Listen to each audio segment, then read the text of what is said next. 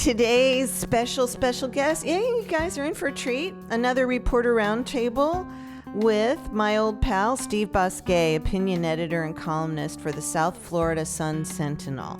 And today's topics, we will be talking about the Florida Supreme Court teasing us this week.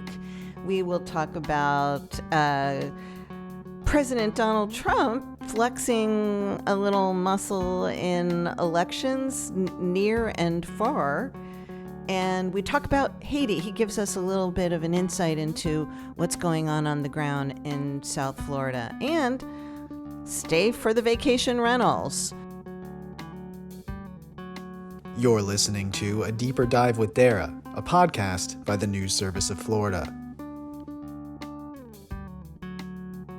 Hello and welcome to A Deeper Dive with me, Dara, Cam, and my old pal. We're here for a reporter roundtable, Steve Bousquet. Hi, Dara. Hey, Steve. I'm busily looking up your title.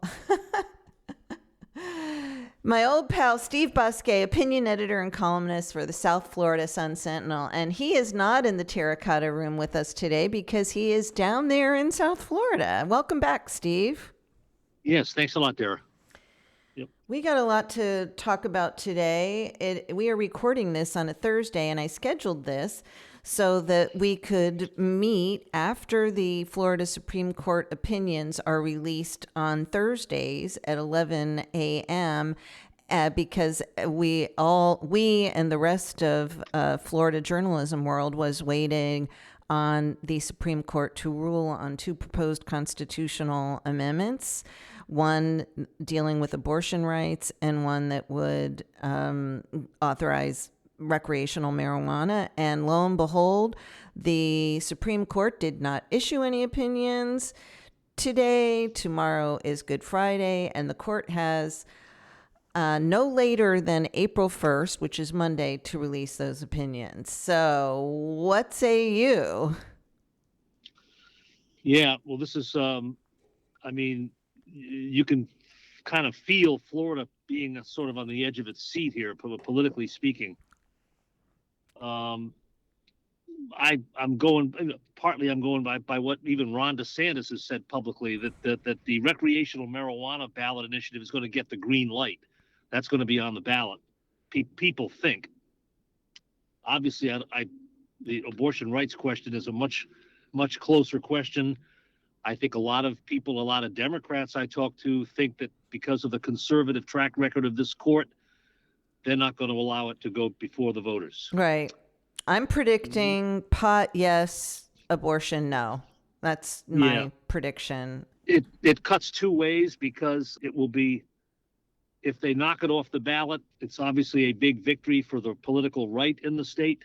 It's a big victory for the pro-life community, the anti-abortion community, but it's going to infuriate an awful lot of people, and it's going to be interesting to see to what extent it mobilizes people, right, purely out of anger and frustration. Really, that's my question, because I think, like what we maybe even have discussed this before. I think that the marijuana amendment isn't really going to move the needle all that much on turnout. But I do think that the abortion amendment could, if it were on the ballot, I do think that it could drive voters who might be less enthusiastic about the top of the ticket to go and something that they do care about. And I think, sort of the opposite, or, the other side of that is that the anger or the frustration over the Supreme Court not putting it on the ballot could also help a little bit. I mean, we're saying Democrats, but I think it could help turnout in general. So I don't know what. Yeah, I'm glad you mentioned that, and that's my bad in implying or suggesting that only Democrats support abortion rights. We know that poll after poll shows that abortion rights sweeps across the political spectrum, really. Yeah. I wanted to mention something to you about this because I'm late in my career. I think I'm becoming a little bit skeptical of the potential influence of a ballot initiative to drive turnout. And here's why. In 2018 in this state, we had the Amendment 4, which was the restoration of voting rights to most ex-felons. And I think the thinking was, well, boy, that's going to really drive turnout, first of all, among Democrats, but probably in minority communities as well. There isn't a whole lot of evidence that happened. It did pass, but, that's the year that Rick Scott got elected to the United States Senate and knocking out an incumbent, Bill Nelson.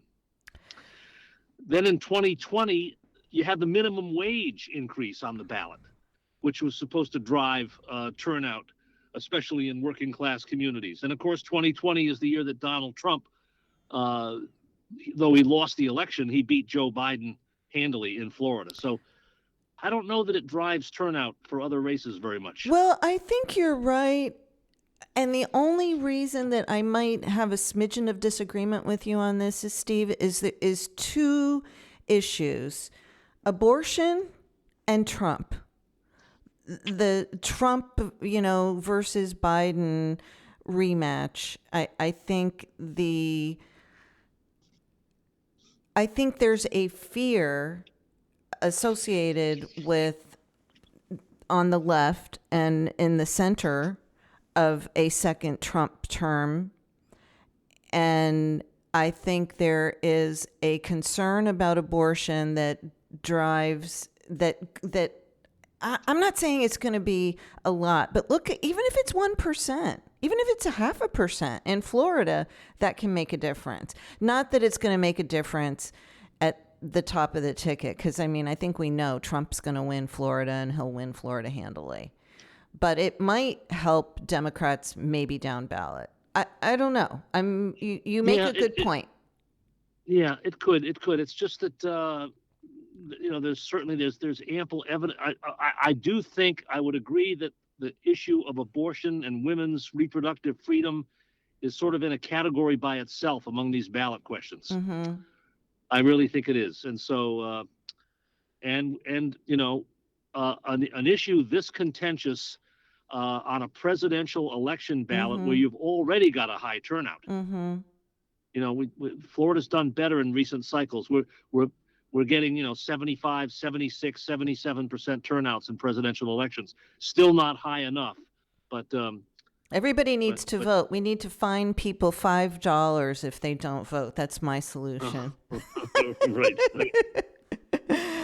Okay, well, the one last thought on that issue. I think, thinking about it, like thinking it through, it's not going to affect the top of the ticket. Like, what are the down ballot races? Well, the districts, there's very few really swing districts in state legislative races. So, maybe it really won't make much difference whether it's on the ballot or not, actually, in terms of how it will affect races. Yeah. Let's talk about one race that's out there that's near the top of the ticket. Sure. Of course, Rick Scott's running for re-election. Yes. As to the U.S. Senate, he's got Debbie McCarcel as his Democratic opponent. I think the general consensus, the conventional wisdom is she's got a significant uphill fight. Yes. Especially with what's happened with voter registration in the state. But if the abortion question gets on the ballot, now McCarcel Powell can go around the state saying, Rick Scott, doesn't want you to vote for this. Rick Scott thinks this is, and tying the abortion viability question to other races and seeing how effectively that can be used. I think that has some potential. I think it could lift her. I think that I don't know that it could lift her without significant funds. Let's remember, Rick Scott wrote himself a $50 million check to help get himself elected for his first campaign for governor. I think that's the right amount. So I'm not sure, with somebody who can self-fund like that and who is an incumbent, I don't know that she gets enough of a lift from the abortion initiative to get her over the hump. Right. Okay. Yep. So moving on, let's talk about President Trump. It's been an interesting week to watch with Trump coming out and dropping little tidbits on Truth Social about upcoming elections. I wrote a little piece about this morning. I think we're having sort of a grudge match between Governor Ron DeSantis and President Trump over some of these Republican candidates. He on Truth Social, he sent out an endorsement of Senator Joe Gruters, who was a Republican from Sarasota, who was one of the very first legislators maybe the first, to come out publicly and endorse Donald Trump in the 2024 presidential race when Ron DeSantis was running against him. There was a lot of pressure on state lawmakers to endorse DeSantis.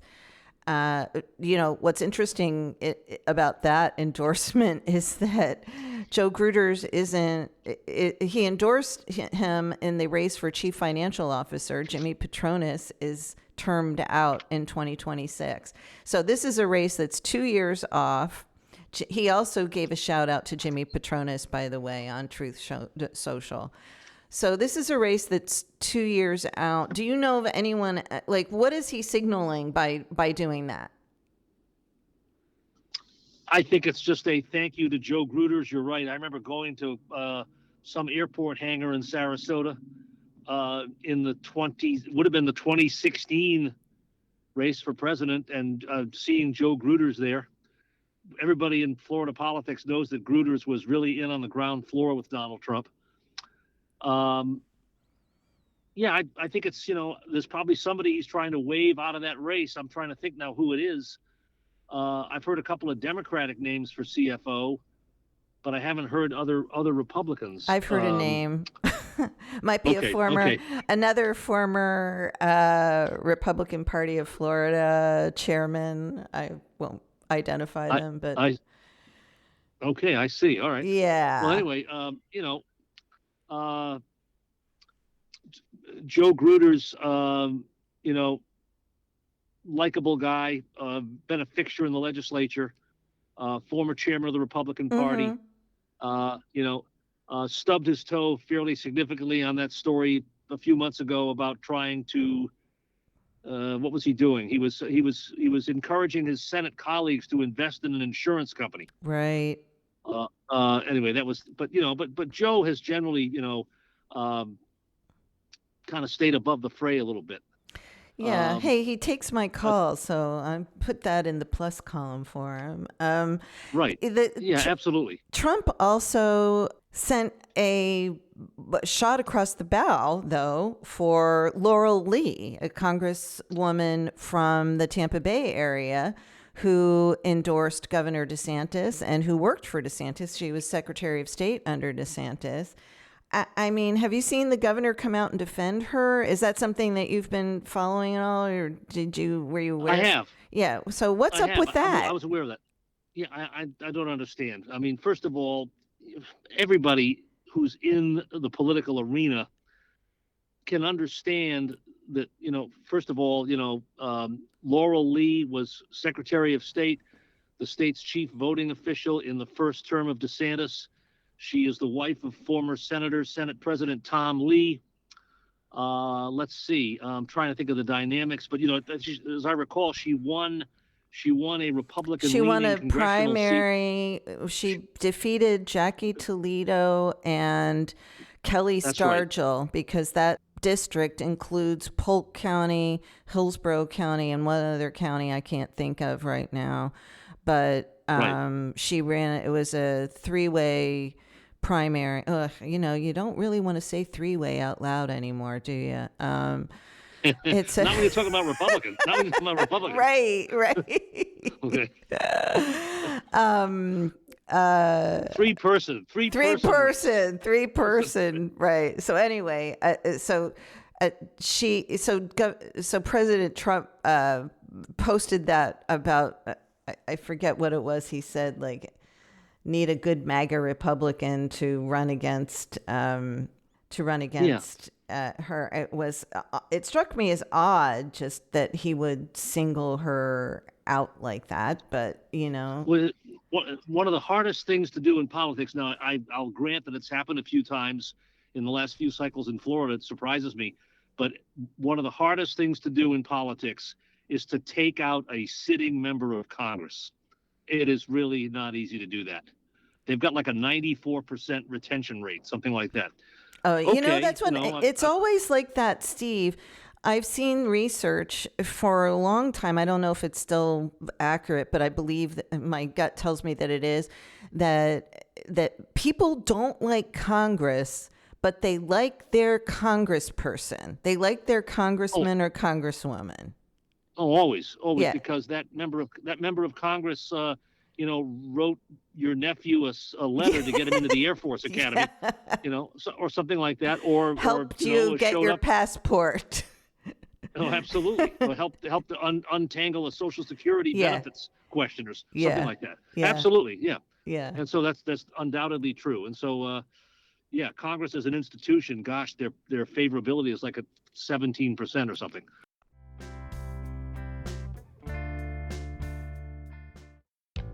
We have a new email address, and we'd love to hear from you.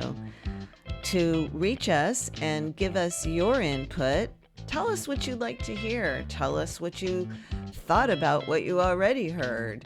Tell us how fabulous we are. Join the Deeper Divas team. Send an email to podcasts@e.newsserviceflorida.com. That's podcasts@e.newsserviceflorida.com. And I promise I will read everyone. So, yeah, and Laurel Lee, why Trump can't think, well, you know what?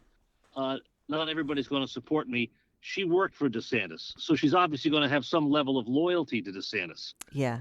And can't you just sort of like let that pass? Yeah, it was she worked for him, Yes, of course. She was in his administration. She was, that's Right. a high level job being what he said was any great MAGA Republicans looking to run against Laurel Lee in Florida's 15th congressional district, and this is in all caps, if so, please step forward.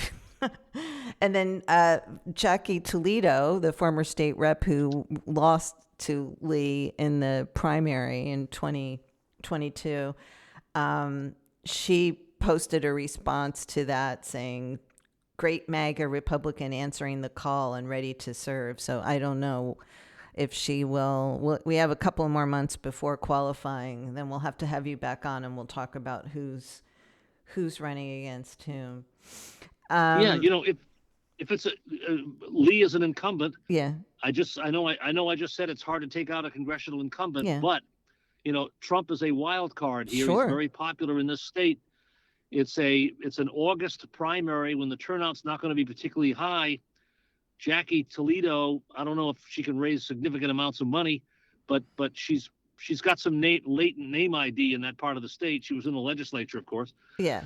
And if Trump comes down and does a couple of rallies for her, Yeah. Well, I think there's plenty of time for somebody else to get in the race too, though, don't you? Yeah. Yeah. Yes, I do. Yeah. Yeah. I wanted to talk to you about something that I wrote about earlier this week. Lawmakers passed a measure aimed at regulating vacation rentals, which I believe would strip away a Fort Lauderdale ordinance. The realtors are pushing the vacation rental platforms, and vacation rental property managers and associations are pushing for a veto. And on the other side is the Florida Restaurant and Lodging Association. They're asking the governor to sign it into law. I think vacation rentals are a big deal down there in South Florida. Have you heard any talk about that? Yes, I have, and of course I saw your story, and we just editorialized in the Sun Sentinel in support of DeSantis vetoing this bill. I've heard from a lot of mayors, homeowner associations. We've got letters from Ann Gannon, the tax collector in Palm Beach County, who thinks this bill would have a terrible effect on Palm Beach. It gets into the whole issue of collecting tourist development taxes. As you know, vacation rentals for tax purposes in Florida, they're looked upon like hotel and motel rooms. It's basically a form of overnight lodging, basically. Right. So anyway, and so that's how they're regulated. And what I took away from this debate, this bill barely passed the Florida House with a supermajority of Republicans. Yeah. This bill passed the House 60-51. I went through the roll call just this morning, Dara. Yeah. Yeah, 20 Republicans voted against this bill. I bet they're all beaches. They're beaches. They're coastal communities. I would say yes, for the most part. I'll tell you who's on that list of who voted against it. Randy Fine is on that list. Yep. Chip LaMarca from Broward County is on that list. Jim Mooney from the Florida Keys. Yep. So you're absolutely right. And 5 members, but Tom Fabricio voted against that bill. He's got a far western, his district hugs the Everglades, but he voted against it. The larger political point that well, to see that many Republicans revolt from the Republican leadership is very rare in this day and age in Tallahassee. Absolutely, 100%. I wonder what the governor's going to do, because one of the interesting things that was kind of the angle I took in my story, Steve, is these are 2 kind of heavyweight lobbying groups, the realtors and the FRLA. They have a lot of members. There's a lot of hotels. There's a lot of restaurants. There's a lot of money in that sector. And the realtors, I think we got like 250,000 realtors or something. Florida has more realtors than any other state. So, right. and their clients, and, not to mention the NIMBYs, That is an interest group you don't want to mess with lightly in Florida. Yeah. Really. Ever. Yeah. Okay. Yes. Yeah. So I just thought that was an interesting kind of like, we'll see who powers up on this. And I know it's a battle we have and we've been having this battle for probably almost a decade now. Listen, I know I hear your phone going off. I know you're very busy. I wanted to just close with one more issue. Is not something that I know a lot about, but you're in South Florida as we record this. Yesterday, the governor said that the state had transported, I think, 90 people from Haiti. I'm not sure if they're all Floridians, but what's going on down on the ground there, and what are people thinking? I think there's tremendous, unbelievable amount of anxiety and worry. I spent a lot of time on the phone this week with Representative Marie Woodson from Hollywood. Yeah. Marie Woodson she's one of 3 Haitian Americans in the Florida legislature. And if she is a Democrat, she is mortified by what's been happening. She still has family in Cap Haitian and other places in Haiti. I think the people I'm talking to are very distressed that the administration of this state, the political leadership of this state, their response has been militaristic, not humanitarian. Like we are doubling down on our efforts to keep illegal immigrants from Haiti from sneaking into Florida. That's right. And so if you live and interact in Dade, Broward, and Palm Beach counties, you've shopped at a Haitian store. You've been to a restaurant that serves Creole food. You vote in an election with a ballot that must by law be printed in Creole. For decades, going back to the 80s, I think most people in South Florida have accepted with open arms the presence of Haitian Americans as contributing, productive people in the community. There are Haitian radio stations in Broward and Palm Beach counties, and on and on and on. The level of assimilation is pretty impressive. Right. But you could say that about many ethnic groups, including Cuban Americans, of course, as well. But Haitians, and people also realize the unbelievably horrific conditions down there. Yeah, it's bad.